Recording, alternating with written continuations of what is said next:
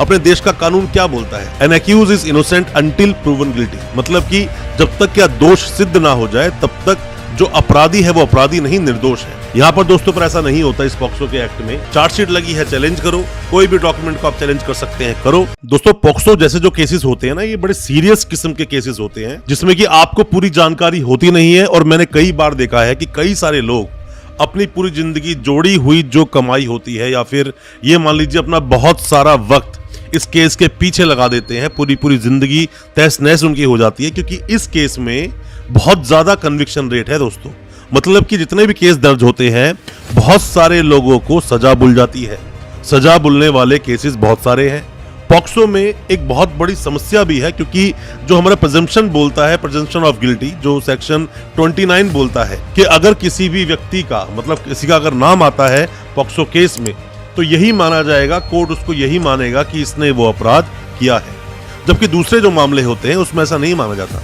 उसमें यह माना जाता है कि अपराध जो हुआ है वो पूरा ट्रायल होने के बाद प्रूव होगा अपराध हुआ भी है या नहीं हुआ, मतलब अपराध जो हुआ है वो इस एक्यूज ने किया भी है या नहीं किया। पर ऐसा पॉक्सो में नहीं होता। पॉक्सो में आपको खुद प्रूव करना पड़ता है।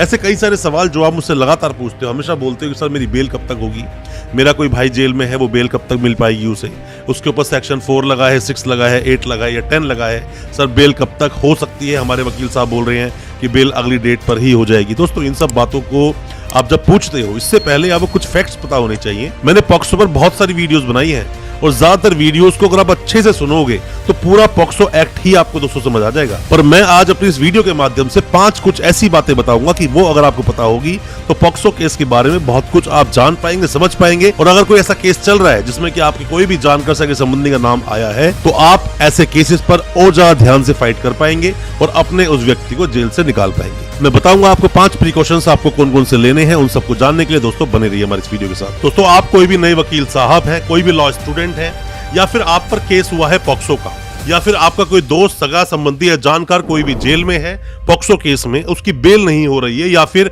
आपको बहुत सारे अपडेट्स मिल नहीं पा रहे हैं, आप जानते नहीं हो ज्यादा कुछ पॉक्सो एक्ट के बारे में, क्या कुछ चलता है प्रैक्टिकली कोर्ट के अंदर, कोर्ट में किस तरह से पॉक्सो केसेस पर फाइट की जाती है, क्योंकि ये एक स्पेशल एक्ट है दोस्तों। इस स्पेशल एक्ट के अनुसार ही सजा का इसमें खुद का प्रावधान है, खुद का ही प्रोसेस है, किस तरह से पॉक्सो केसेस चलाए जाते हैं, जजमेंट्स का आपको पता होना चाहिए। दोस्तों किसी भी नए वकील साहब के सामने सबसे बड़ी समस्या यही होती है कि उनके परिवार में कोई दूसरे वकील साहब नहीं है और दूसरा कोई सिखाना चाहता नहीं, तो उनके सामने बहुत बड़ी समस्या खड़ी होती है। हम किस तरह से चीजों को समझें, किस तरह कोर्ट में खड़े हों, किस तरह से दलीलें दें। तो इस कोर्स के बाद आपके सभी तरह के डाउट्स बिल्कुल खत्म हो जाएंगे और सभी वो लोग जिनका कोई भी सगा संबंधी जानकार या कोई भी खुद जिस पर ये केस दर्ज हुआ है, तो वो पूरी तरह से इंफॉर्मेशन ले सकता है पॉक्सो केस के बारे में। उसको पता चलेगा कोर्ट में किस तरह से पूरी प्रोसीडिंग चलाई जाएगी। हमने ये एक पूरा कोर्स बनाया है आपके लिए, जिसके अंदर पॉक्सो एक्ट के सभी सेक्शंस पर इंडिविजुअल वीडियोस हैं।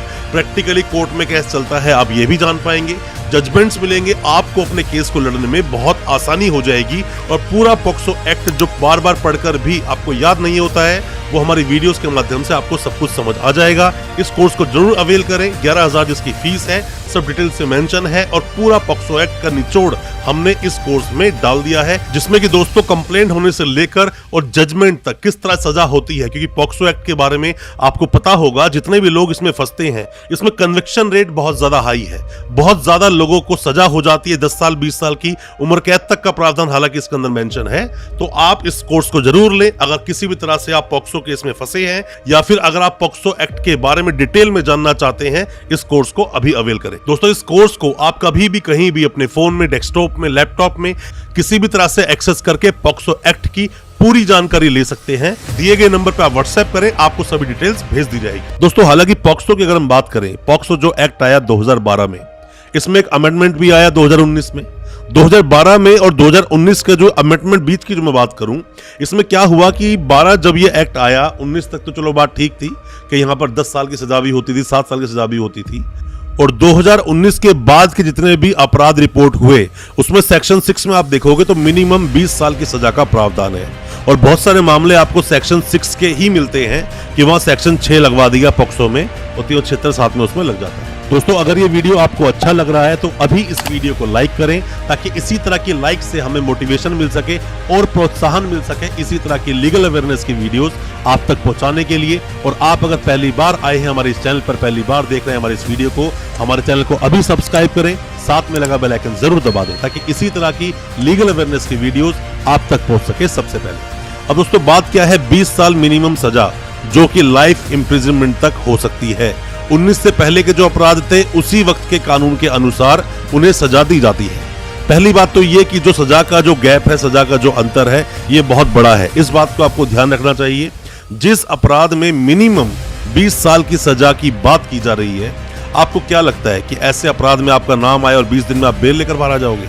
ऐसा नहीं होता, वक्त लगता है और बहुत सारी चीजें हैं, रेमेडीज फॉलो करनी होती हैं आपके वकील साहब जब केसेस लड़ते हैं। क्योंकि पॉक्सो जो वकील लोग केस लड़ते हैं, जिन्हें नॉलेज है इसके बारे में, वो बहुत अच्छे जानते हैं केस को लड़ना कैसे है और उनका क्लाइंट बाहर कब तक आएगा। क्योंकि जब भी कोई वकील साहब केस लड़ते हैं पॉक्सो केस के अंदर, जिन्हें नॉलेज है वो जानते हैं कि अभी मैं इसकी बेल करवा भी दूंगा तो कन्विक्शन हो जाएगा, तो इसीलिए ट्रायल को पैरेलल चलाना पड़ता है ताकि ट्रायल को और मजबूती से खड़ा करा जा सके। क्योंकि पहली बात तो ये कि जो सजा का बहुत डिफरेंस आ रहा है। दूसरी बात ये प्रिजम्पशन ऑफ गिल्टी, मतलब कि माना जाएगा। इसमें जज साहब ऐसा मानेंगे, कानून ऐसा मानेगा कि अगर किसी का सेक्शन 6 में नाम आया, सेक्शन 4 में नाम आया, तो ऐसे मामलों में, या फिर 8 में या 10 में नाम आया, तो ऐसे मामलों में मानेंगे कि यही दोषी है, इसने अपराध किया है। जबकि अपने देश का कानून क्या बोलता है, an accuse is innocent until proven guilty, मतलब कि जब तक क्या दोष सिद्ध ना हो जाए तब तक जो अपराधी है वो अपराधी नहीं, निर्दोष है। यहाँ पर दोस्तों पर ऐसा नहीं होता। इस पॉक्सो के एक्ट में, पॉक्सो एक्ट में ऐसा होता है कि जो भी कोई सामने लाया गया जो एक्यूज है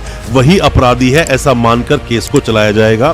तो बहुत सीरियस मामला होता है, इसको हल्के में आप ले नहीं सकते। बात क्या होती है, तीसरी बात आप इसको ये समझ लीजिए कि इसके अंदर कन्विक्शन रेट इतना ज्यादा हाई है दोस्तों कि ज्यादातर लोगों को सजा मिल जाती है। क्योंकि यहाँ पर जब लड़की आई, जो छोटा बच्चा था, उसने जो स्टेटमेंट दी, उसने 164 के जो बयान दिए, वही बहुत है आपको सजा कराने के लिए।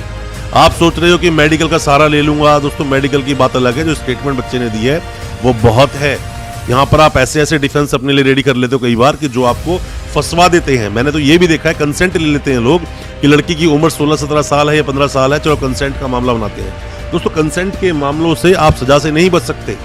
सेशंस कोर्ट के बाद आप जाओगे हाई कोर्ट में, अपील आपको लगानी पड़ेगी, और अपील लगाने के बाद भी कुछ पक्की बात नहीं है कि आपको उससे छुटकारा मिल ही जाएगा, आपकी सजा माफ कर दी जाएगी, कम ही कर दी जाएगी। तो बेहतर है अगर ऐसा कोई केस किसी पर लग जाता है तो पहले दिन से, from the very first day, अपने केस को बहुत मजबूती से, बहुत अच्छे से केस को लड़ें, वरना कन्विक्शन पक्का है। बेल तो आप ले लोगे, बेल तो चलो आपके वकील साहब करवा देंगे, कभी या तो जल्दी होगी या लेट होगी, लेटर और सुनर आपकी बेल तो हो ही जाएगी, पर कन्विक्शन जरूर होगा। कन्विक्शन ज्यादातर ऐसे केसेस में हो जाता है।